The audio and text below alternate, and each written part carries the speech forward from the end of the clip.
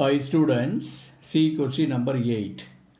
Find the monic polynomial equation of minimum degree with real coefficients having 2 minus root 3i as a root.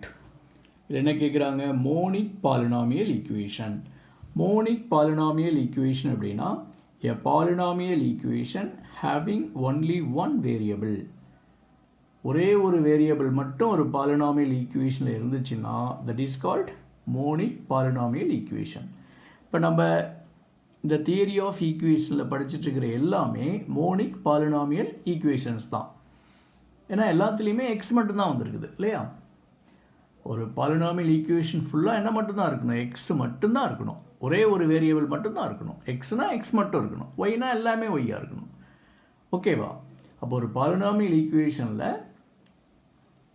Single variable மட்டும் involve ஆச்சுன்னா that is monic polynomial equation. ஓகேவா. So அதை தான் நம்ம படிச்சுட்டு இருக்கிறோம்.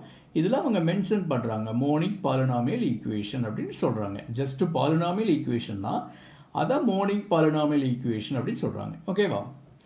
So find the monic polynomial equation of minimum degree with real coefficients having 2 minus root 3i as a root.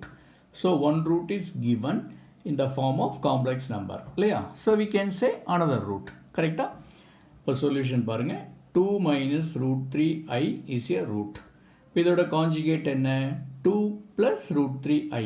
Okay வா. Therefore 2 plus root 3i is also a root. One root தெரிஞ்சுனா we can say another root. Okay வா. Okay, now find sum of roots.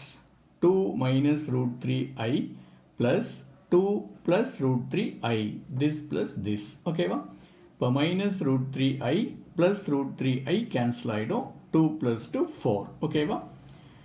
Next, product of roots. 2 minus root 3i into 2 plus root 3i.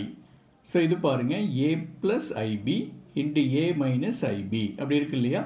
Here a is 2, b is root 3. So a square plus b square. 2 square plus root 3 whole square. Okay va? 2 square is 4. Root 3 whole square is 3. 4 plus 3 7. Okay va? So the polynomial equation is x square minus sum of roots into x plus product of roots equal to 0. So x square minus sum of roots on the 4. So minus 4x plus product of root is 7. So plus 7 equal to 0. So x squared minus 4x plus 7 equal to 0